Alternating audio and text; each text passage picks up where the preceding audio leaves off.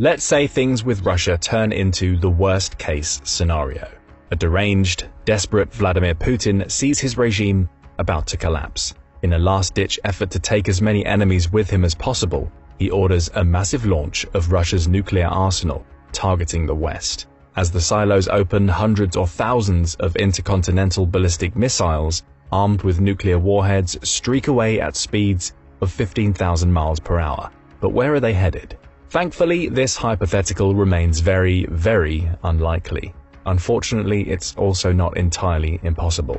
Russia has the world's largest nuclear stockpile, with nearly 6,000 weapons and roughly 1,600 actively deployed warheads.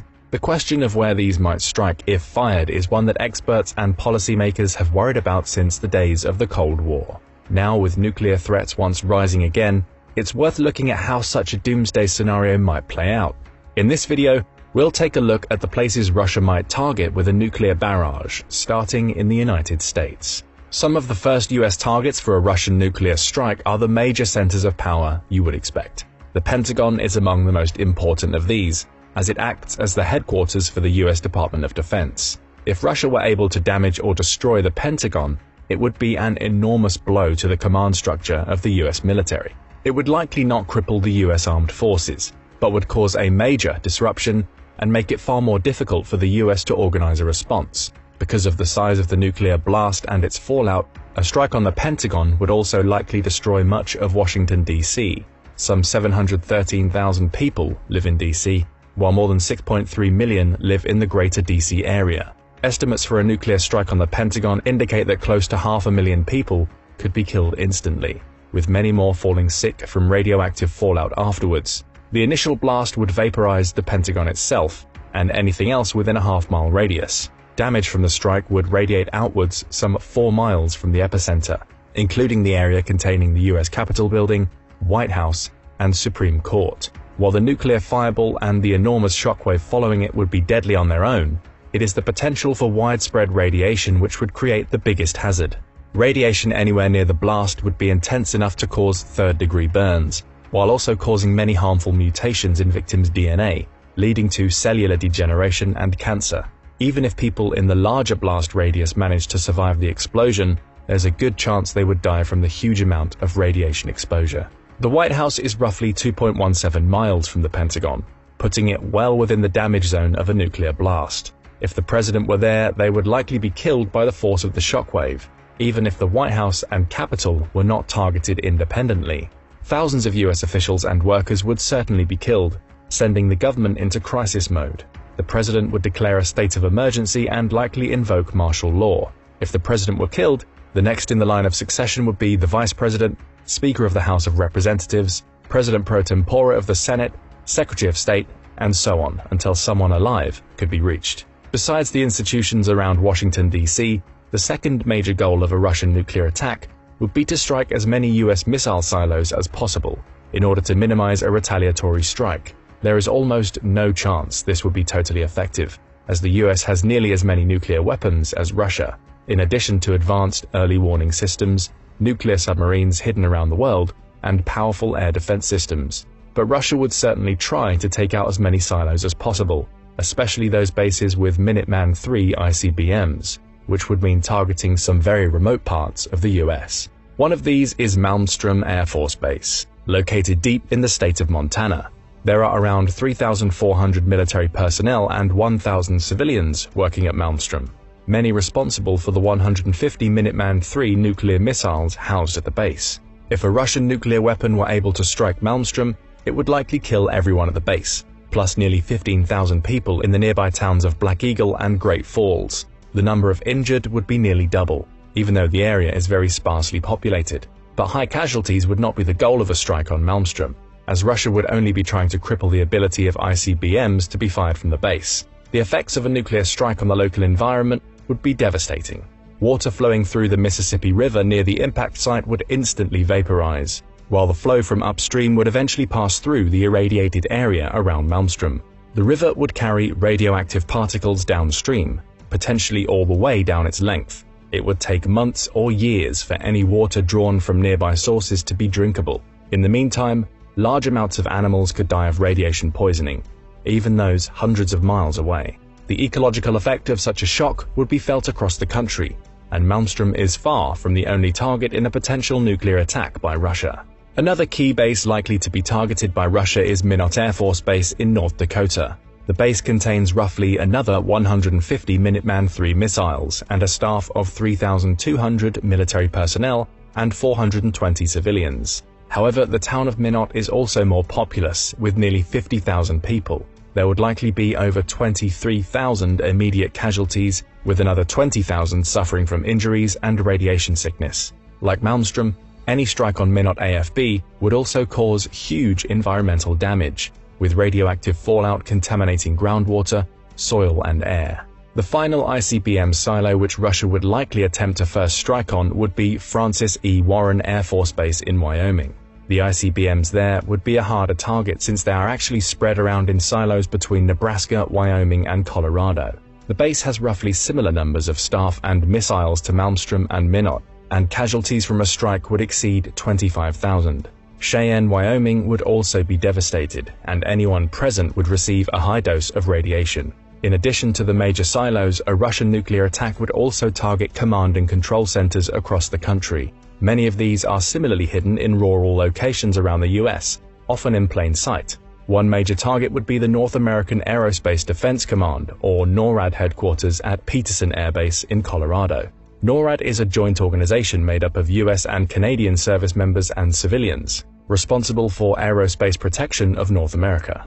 Unfortunately, Peterson Base has over 8,700 active duty personnel, 1,300 reservists, 1,900 civilian staff, 10,000 family members, and over 20,000 veterans. The base also sits just outside the city of Colorado Springs, which has a population of nearly 500,000. A nuclear strike in this area would probably kill more than 60,000 people outright, and injure or irradiate another 200,000. Contamination of the water, air, and soil would again render much of the area uninhabitable, while winds could carry it into Kansas and other neighboring states. Another major target is Offutt Air Force Base, just outside of Omaha, Nebraska. Offutt is the headquarters of the U.S. Strategic Command, or STRATCOM, responsible for strategic nuclear deterrence, global strike, and operating the Defense Department's global information grid. STRATCOM is critical to the operation of the larger U.S. military. If a nuclear warhead struck Offutt Air Force Base, it could kill more than 40,000 and injure nearly 150,000. It would also seriously degrade the U.S. ability to coordinate a military response and potentially create confusion within the command structure of the armed forces. Similarly, the nearby city of Omaha would be largely destroyed, potentially killing hundreds of thousands. The Missouri River would also be contaminated, leading to the deaths of wildlife and a drop in biodiversity. In the event that STRATCOM was hit with a nuclear strike, its command would be transferred to one of the other 10 command and control centers around the country. The new command would oversee preparations for a retaliatory nuclear strike, which could happen almost instantly, since Russia would be hard-pressed to cripple the US nuclear triad. Yet another potential target for Russian nukes would be the VLF, or Very Low Frequency Transmitter in Cutler, Maine. This station transmits one-way communications to submarines in the US Navy's Atlantic Fleet, allowing them to carry out strikes if necessary. Cutler transmits its messages at 24 kHz and only uses 1.8 megawatts of power, a relatively low data rate. It is Cutler Base which sends launch codes to US Ohio-class nuclear submarines in the Atlantic, which form the most difficult leg of the nuclear triad for any enemy to deal with. By destroying Cutler, Russia could theoretically cut off US contact with the subs and make a retaliatory strike harder. While immediate loss of life from a strike on Cutler would be under 1,000, its position on the Atlantic coast means that ocean life and coastal ecosystems would take most of the damage. There is also Cutler's counterpart in Washington, the Jim Creek Naval Radio Station, which transmits to the Pacific Fleet. It also sits in a remote area with few potential casualties, but again, air and water contamination from radiation could reach both Seattle and Vancouver, potentially making life in both cities hazardous. The blast would also create huge forest fires in Washington, which could burn for weeks on end, creating even more hazardous air conditions. Russia would also target bases on Hawaii, which sits roughly 2,000 miles from the US mainland. On the island of Oahu is another VLF transmitter, which can relay orders to the Pacific Submarine Fleet if the Jim Creek installation is damaged or destroyed. The ww3 transmitter unfortunately also makes Hawaii a prime target, as it provides redundancy for fleet communications. A Russian ICBM strike on Oahu would also be extremely deadly, as it is the most populated Hawaiian island, with over 1 million people at any given time. Due to its isolation and contained ecology, a nuclear strike on Oahu could make almost the entire island uninhabitable. There are also very few places for people to hide from such an attack, so anyone on the island would either die quickly or be in serious trouble. Since Hawaii also plays host to multiple US naval bases such as Pearl Harbor, there is also a good chance that the state would be hit with multiple missiles, leaving no places for easy evacuation. Every one of these is a strategic military installation, but even just nuclear strikes on these positions would kill many hundreds of thousands of Americans. The effect of a nuclear attack on multiple US cities would be far, far deadlier. If Putin truly opted for nuclear war, there is no reason to think he would do it halfway, and hitting the US's major cities would also destroy their economic capacity. In a first-strike nuclear scenario, each side would try to devastate the other beyond recovery, and that means the widespread targeting of civilians. Such an attack could easily be the deadliest in human history, far exceeding the only past uses of nuclear weapons at Hiroshima and Nagasaki. Outside of Washington, D.C., New York is the most obvious civilian target. It is both the financial capital of the United States and its largest city, as well as a global symbol of American power. It goes without saying that a nuclear explosion in Manhattan would be beyond devastating. The island is only 13.4 miles long, but it is one of the most densely populated areas in the entire country. An 800 kiloton nuclear warhead would instantly kill between 1.5 and 2 million people, with another 3 to 5 million seriously injured from radiation, burns, or collapsed buildings. The 5 boroughs of New York City collectively have almost 8.5 million, and every single one would have their lives upended. Even for those who avoid the initial blast or fireball, the shockwave's 500-mile-per-hour winds could prove fatal. As researchers recently wrote in New York Magazine, it would demolish the flimsiest buildings and strip the walls and roofs off stronger structures, leaving only their naked and warped scaffolding. It would snap utility poles like toothpicks and rip through trees, fling people through the air, and turn brick, glass, wood, and metal into deadly projectiles. A blast in Times Square, combined with the fireball, would carve a crater 50 feet deep at the center of the explosion. The shockwave would reach a diameter of nearly 3.2 miles, shattering windows as far as Gramercy Park and the American Museum of Natural History.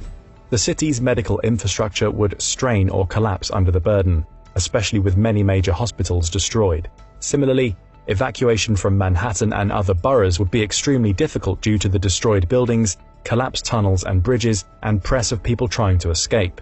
Nuclear blasts also release a strong electromagnetic pulse, which would knock out vital systems across the city, including electronic communication, medical technology, and the power grid itself. This would make any emergency response vastly more difficult and lead to even greater casualties. Yet in the event of a real nuclear war, Russia wouldn't stop there. Los Angeles is another obvious target, as the country's second-largest city and a major source of American wealth and cultural power. LA is not as densely populated as New York City, with some 4 million inhabitants and sprawling, low-rise housing. But at this point, we probably don't need to tell you that a nuclear blast in downtown LA would also be apocalyptic. 500,000 to 700,000 could die instantly, with 1.5 million more injured. LA also has roughly 5.5 million cars and little public transportation. Because of this, major roads even well outside the blast zone would be almost impossible to use, as people flee from the radioactive fallout. LA's chronic drought would also be made far worse, potentially leaving millions without safe drinking water. In the middle of the country, Chicago and its nearly 3 million residents would also likely be targeted.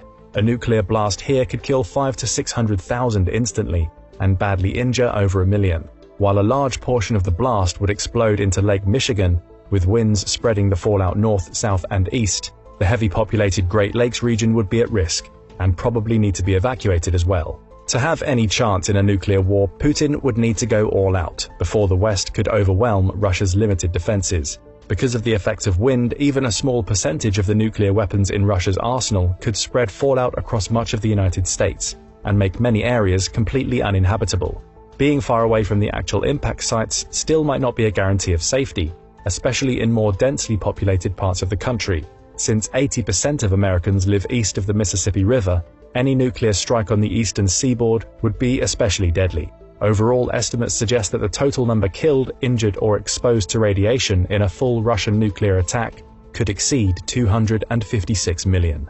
That's 3/4 of the population just in the United States. But an attack on the US would also leave Russia open to retaliation from other NATO countries, meaning that they too would almost certainly be targeted early in a nuclear conflict. This would mean major European military installations like Ramstein Air Force Base in Germany, which coordinates NATO's air and missile defense networks. Spotters at Ramstein would be among the first to know if a country like Russia actually launched nuclear ICBMs, but due to its relative geographic proximity, there will be little time for a possible evacuation. A nuclear blast over Ramstein would kill some 30,000 people, while winds could potentially carry fallout across the continent. Assuming a retaliatory strike didn't just wipe Moscow off the map, this also makes European targets riskier for Putin in the event of a nuclear attack, since at least some fallout could make it all the way back to the Kremlin. Other military targets in Europe which might be targeted include NATO's Supreme Allied Command in Belgium, as well as other US bases in Europe, like Caserma Ederle in Italy, which hosts the US's powerful 173rd Airborne Brigade. Strategically or economically important cities in Europe are also potential targets. This includes London, the most populous city in Western Europe, with over 8.8 million people. The UK also has roughly 200 nuclear weapons of its own, which also might make it a high-risk target. Similarly to New York City, a nuclear explosion over London could instantly kill over 1 million, while total casualties from the shockwave and radiation could be over 2.3 million. London is also the capital of the UK, meaning that its government would also likely perish in the blast. As with other cities, London's vital infrastructure would also be completely devastated, making any emergency response very difficult. And coastal winds coming off the Atlantic could carry the radiation north into Scotland, and west into France and other parts of continental Europe. Long story short, anywhere in the world getting hit with a modern nuclear weapon would be a horrifying scenario. While this hypothetical is obviously incredibly unlikely to happen, it's also pretty obvious that if it did, there would be basically no good options. Because of the concept of mutually assured destruction, which has kept nuclear war at bay since the 1950s, governments like the US are ridiculously unprepared to deal with the consequences if it did happen. As the article in New York Magazine recently put it, more than 70 years ago, America became the first and only country to use nuclear weapons in war. Despite witnessing the immediate and enduring horror of those attacks, despite decades of technological advances in nuclear warfare, the US remains shockingly unprepared for a similar assault on its own soil. Much of the short-term response to a nuclear explosion in a city like New York would be improvised, adapted from plans meant for other kinds of disasters. Putin knows that firing even a single nuclear weapon would likely mean the end of him and possibly much of Russia. But the fact remains that nukes are out there and could theoretically be used at any time in the future. In an increasingly uncertain world, it wouldn't hurt governments around the world to step up their nuclear preparations, because the fact is, it's impossible to know the future. But what do you think? What would the targets for a Russian nuclear attack be? And just how unprepared is the world for that small possibility? Let us know what you think in the comments below, and don't forget to subscribe for more military content and analysis.